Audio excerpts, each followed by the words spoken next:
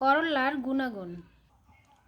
করল্লা খেতে অনেকে পছন্দ করে, আবার অনেকে পছন্দ করে না, কারণ খেতে একটু তিতা, কিন্তু ঔষধি গুণে ভরপুর।